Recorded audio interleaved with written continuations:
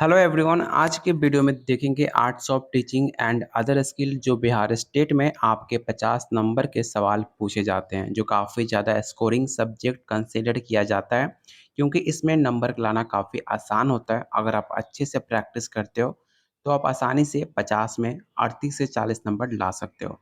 आज जो हम प्रीवियस ईयर क्वेश्चन देखने वाले हैं वो रहेगा 26/2/2020। अभी तक हमने total 28 previous year question complete कर लिया है। अगर आपने सारे वीडियो नहीं देखा है तो आप जाकर वीडियो के प्लेलिस्ट में चेकआउट कर सकते हैं क्योंकि प्रीवियस ईयर क्वेश्चन से आपके एग्जाम में सेम क्वेश्चन आपके एग्जाम में रिपीट होता है। तो प्रीवियस ईयर क्वेश्चन जरूर देखिएगा। अगर आप इसका नोट्स लेना चाहते हैं तो सिर्फ आपको 151 में आपको दिया जा रहा है, जो अभी तक बहुत सारे बच्चे ले चुके हैं। तो आप लेने के लिए आप मुझे इस नंबर पे व्हाट्सअप कर सकते हैं। चलिए शुरू करते हैं आज का पहला क्वेश्चन, लेकिन उससे पहले वीडियो को लाइक और शेयर जरूर कर दीजिएगा। क्वेश्चन नंबर 1 है, निम्नलिखित में कौन इफेक्टिव शिक्षण में प्रमुख व्यवहार है? पहला ऑप्शन है विद्यार्थियों के विचारों और योगदान का अनुप्रयोग। बिल्कुल सही बात है, आप उनके स्टूडेंट के आइडिया को और कंट्रीब्यूशन को उसको महत्व दोगे। आप प्रश्न पूछना, संरचना, या ऑप्शन डी है इंस्ट्रक्शनल वैरायटी। जो सबसे बेस्ट ऑप्शन है ऑप्शन ए आपका राइट आंसर हो जाएगा। सेकंड क्वेश्चन है, एक शिक्षक का मुख्य कार्य क्या है? पहला ऑप्शन है विषय वस्तु बनाना। बिल्कुल, एक अच्छी टीचर का एक मुख्य कार्य विषय वस्तु बताना नहीं होता है। ऑप्शन बी है समाधान विधि समझना। तो कुछ हद तक ऑप्शन बी को हम कंसीडर कर सकते हैं। ऑप्शन सी है छात्रों के समृद्धि के लिए मार्गदर्शन देना। ऑप्शन डी है कक्षा में प्रबंध बनाए रखना। तो ऑप्शन ए और ऑप्शन डी तो बिल्कुल भी आंसर आपका नहीं हो सकता।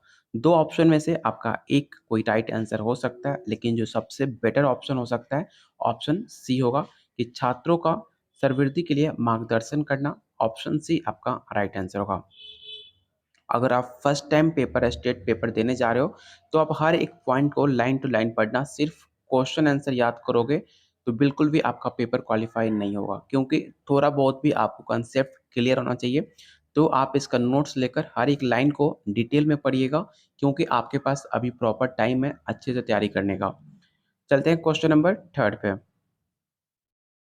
क्वेश्चन नंबर थर्ड है, निम्नलिखित में कौन सी विधि शिक्षार्थी केंद्रित है? आपको बताना है कि कौन सा ऐसा विधि है जो चाइल्ड सेंटर मेथड माना जाता है। पहला ऑप्शन है व्याख्यान विधि। जो व्याख्यान विधि है वो मतलब विद्यार्थी को ध्यान में रखते हुए नहीं बनाया गया है, तो इसको हम अच्छा कंसिडर नहीं कर सकते। प्रोजेक्ट विधि विधि जो होता है आपके हायर स्कूल के लिए काउंट किया जाता है। ग्रुप डिस्कशन ये काफ़ी अच्छा इफेक्टिव शिक्षण विधि मानी जाती है, group discussion method. Option D है निर्देशन विधि, लेकिन जो सबसे बेटर ऑप्शन हो सकता है ऑप्शन आपका सी होगा, ग्रुप डिस्कशन मेथड, क्योंकि इसमें हर एक बच्चे को बोलने का और सुनने का सब कुछ इसमें एक्टिविटी इन्वॉल्व रहती है, इसलिए इसका राइट आंसर ऑप्शन हम सी को टिक आउट करेंगे।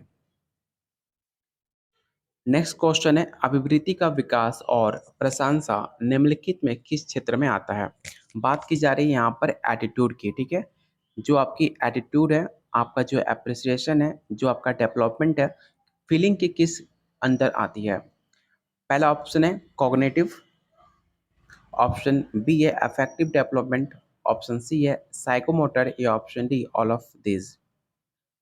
तो इसका राइट आंसर हो जाएगा option B affective development, option B.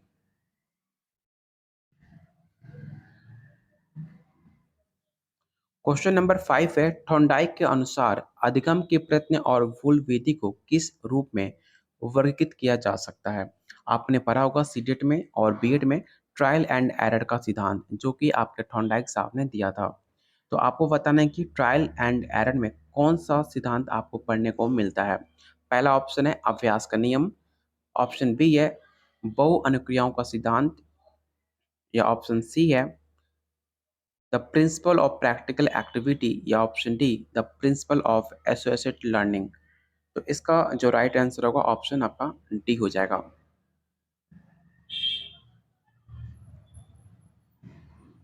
Question 6 है, मुख्यतः इफेक्टिव अध्यापन किसका एक प्रकार माना जाता है? तो इसका जो राइट आंसर होगा ऑप्शन सी होगा, अध्यापन के प्रति अध्यापक की सकारात्मक अभिवृत्ति। ऑप्शन डी आपका राइट आंसर होगा। क्वेश्चन नंबर 7 है, क्रिएटिव थिंकिंग इज। तो आपको पता होगा जो क्रिएटिविटी बच्चे होते हैं उनका जो आईक्यू होता है 125 के अबव होता है, इसे भी आप याद रखिएगा। और इसका जो राइट आंसर होगा ऑप्शन ए, जो क्रिएटिविटी थिंकिंग वाले बच्चे होते हैं वो काफ़ी ज़्यादा हॉरिजेंटल सोचते हैं। तो ऑप्शन इसका ए राइट आंसर होगा। अगला क्वेश्चन मोस्ट इंपॉर्टेंट क्वेश्चन है, क्योंकि सवाल आपके सेम क्वेश्चन 2023 के प्रीवियस ईयर क्वेश्चन में देखने को मिला था। क्वेश्चन क्या था कि निम्नलिखित में कौन सतत एवं व्यापक का मूल्यांकन का उद्देश्य है, जिसे आप इंग्लिश में सीसीई के नाम से जानते हैं, जिसका फुल फॉर्म होता है कंटिन्यूअस एंड कंप्रेहेंसिव एवल्यूएशन। तो आपको बताना है कि इसमें राइट आंसर क्या हो सकता है। तो इसका राइट आंसर होगा option A, holistic development of children. Holistic development मतलब क्या होता है, मतलब सरगुण, मतलब हर एक तरीके से बच्चे को डेवलप करना होलिस्टिक डेवलपमेंट ऑफ चिल्ड्रन कहा जाता है। बच्चे को सिर्फ प्रोत्साहन के लिए आप नहीं पढ़ाते हो, शैक्षिक श्रेष्ठता का प्रोत्साहन, ये भी बिल्कुल गलत है। बच्चे को रटकर कभी भी याद नहीं कराया जा सकता। ऑप्शन सी भी आपका डी भी गलत है। इसका जो राइट आंसर होगा ऑप्शन आपका ए होगा। मनोवैज्ञानिक विचारधारा में आधुनिक शिक्षण विधि बच्चे को किस रूप में दिए जाने वाली बल देती है। तो इसका जो राइट आंसर होगा ऑप्शन बी होगा, इंफॉर्मेशन प्रोसेसर, जिसे आप हिंदी में सूचना संसाधक के नाम से जानते हैं। क्वेश्चन नंबर 10 है, सत्य शिक्षण का सिद्धांत कुछ भी पढ़ाया नहीं जा सकता किसके द्वारा दिया गया था। ये काफ़ी फेमस क्वेश्चन है, इसे याद रखिएगा। हर बार ये सवाल आपके एग्जाम में रिपीट होता है। इसका जो राइट आंसर होगा ऑप्शन डी होगा, श्री अरविंदो ने।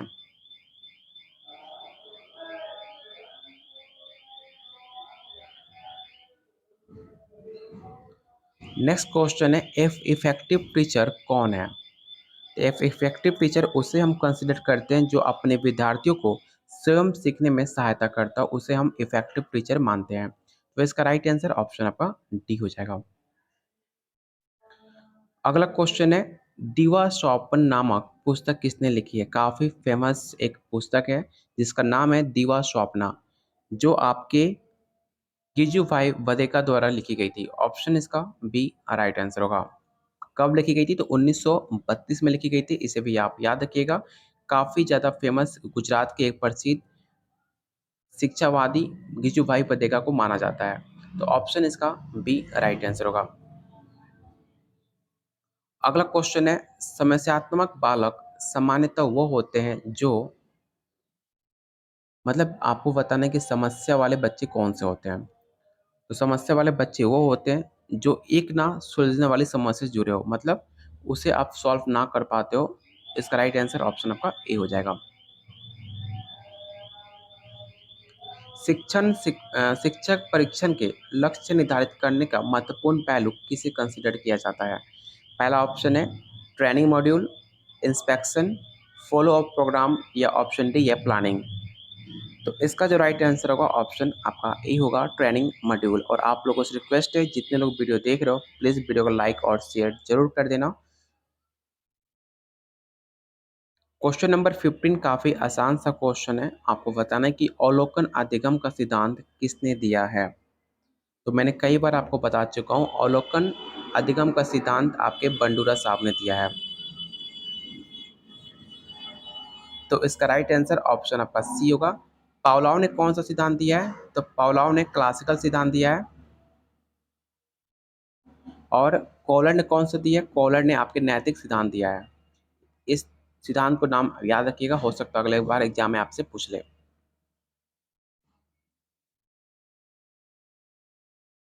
बताओ कौन तकनीक का उपयोग किसके अध्ययन के लिए होता है। गैस हुड टेक्निक किस वर्ड के लिए, किस सब उपयोग किस अध्ययन में किया जाता है, आपको ये बताना है। तो बताओ कौन तकनीक हम इंटरपर्सनल रिलेशन के लिए प्रयोग के लिए हम जानते हैं, जिसे आप हिंदी में अंतर व्यक्ति संबंध के नाम से जानते हैं। ऑप्शन इसका डी राइट आंसर होगा, जो कि आपका 1929 में हॉटसॉन और मई के द्वारा विकसित की गई थी। इसका नोट डाउन जरूर कर लीजिएगा कि 1929 में हॉटसॉन और मई के द्वारा इसको विकसित की गई थी। बताओ कौन तकनीक।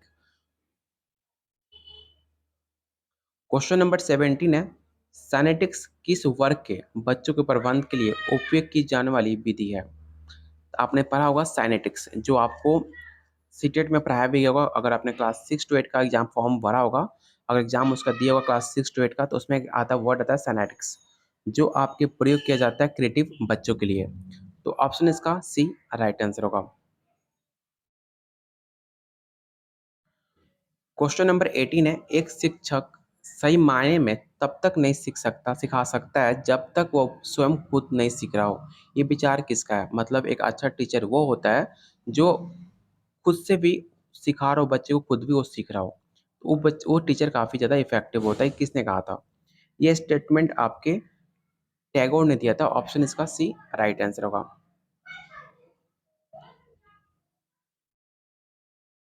क्वेश्चन नंबर 19 है, शिक्षक और विद्यार्थियों के बीच परस्पर समन्वयता किसके जोन का निर्माण होता है? पहला ऑप्शन है कंफ्यूजन, अंतर, विकृति, या ऑप्शन डी है डेवलपमेंट। तो इसका राइट आंसर ऑप्शन आपका डी होगा, डेवलपमेंट।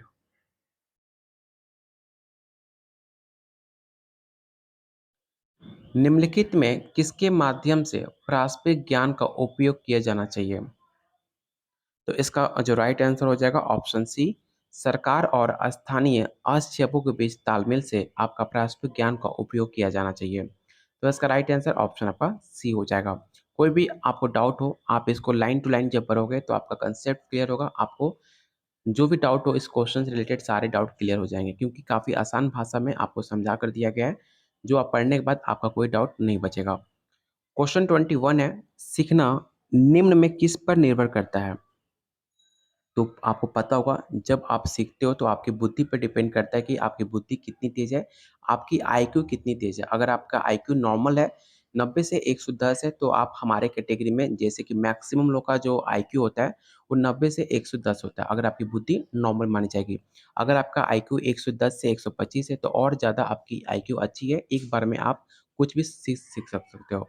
तो आपके सब कुछ डिपेंड करता है आपके आईक्यू पे। ऑप्शन इसका ए राइट आंसर होगा। क्वेश्चन नंबर 22 है, दिव्यांग बच्चों के लिए शिक्षक अनिवार्य क्यों है?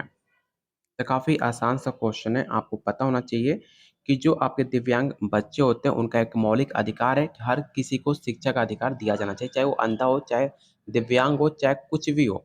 हर बच्चे पढ़ने का एक अधिकार आपका मौलिक अधिकार है। तो ऑप्शन इसका डी राइट आंसर होगा।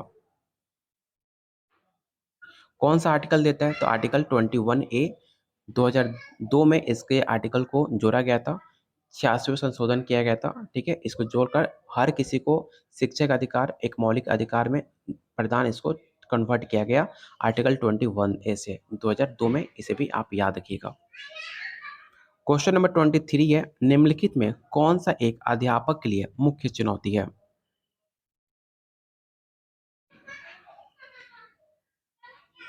तो इसका राइट आंसर होगा ऑप्शन डी, अध्यापन को आनंददायक और रुचिकर बनाना। मतलब आपने देखा होगा बहुत सारे ऐसे टीचर होते हैं जो कुछ भी पढ़ाए, काफ़ी उसमें कोई इंटरेस्टिंग नहीं आता, कोई भी उसमें रुचि इंटरेस्ट नहीं आता, कोई भी इंटरेस्टिंग कुछ नहीं लगता। जब टीचर एक किसी भी सब्जेक्ट को काफ़ी इंटरेस्टिंग, काफ़ी ज़्यादा इफेक्टिव बना दे, तो हर बच्चे को पढ़ने में काफ़ी ज़्यादा इंटरेस्ट आता है।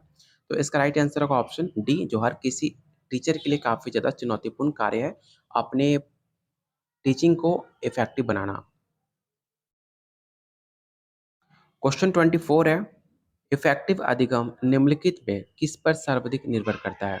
जस्ट मैंने आपको बताया, जो आपका इफेक्टिव टीचिंग लर्निंग चीज़ है वो आपके विद्यार्थियों को रुचि और उनकी भागीदारी को, आपके टीचिंग को इफेक्टिव बनाता है। अगर आप कितना भी इफेक्टिव पढ़ा लो, अगर बच्चे उसमें रुचि ना दे, बच्चे आपकी क्लास में आए ना, तो आपका इफेक्टिव टीचर कोई काम का नहीं है।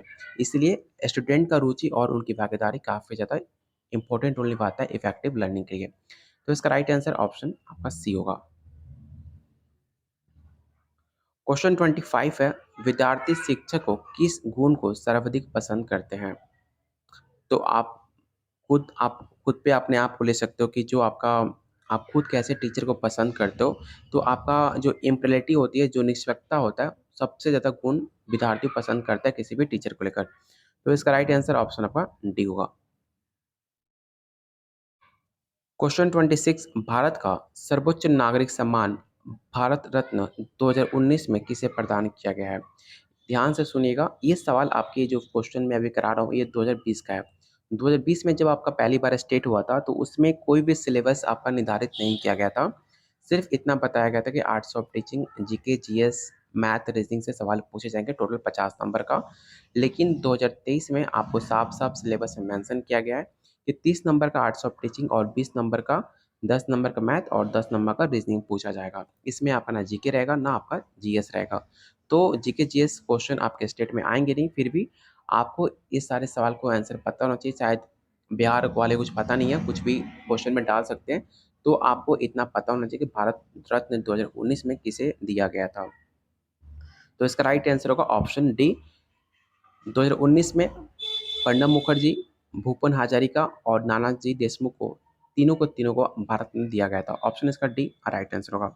क्या आप मुझे बता सकते हो कि 2024 में किसको भारत रत्न दिया गया? आप लोग सारे लोग कमेंट बॉक्स में बताइएगा कि 2024 में मैं आपको बताता हूँ कि 5 लोगों को भारत रत्न दिया गया है 2024 में, लेकिन आप कमेंट बॉक्स में बताइएगा कि पाँचों के नाम कौन-कौन से व्यक्ति हैं जिनको भारत रत्न 2024 में सम्मानित किया गया है। क्वेश्चन नंबर 27 है, निम्न में कौन वर्तमान में नीति आयोग के उपाध्यक्ष हैं? सबसे पहले आपको पता होना चाहिए कि नीति आयोग के अध्यक्ष कौन होता है। इसमें आपसे उपाध्यक्ष पूछा है और मैं आपसे पूछ रहा हूँ कि अध्यक्ष कौन होता है।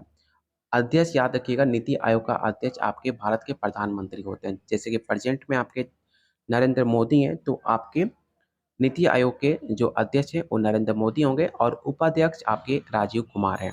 तो ऑप्शन इसका बी राइट आंसर होगा।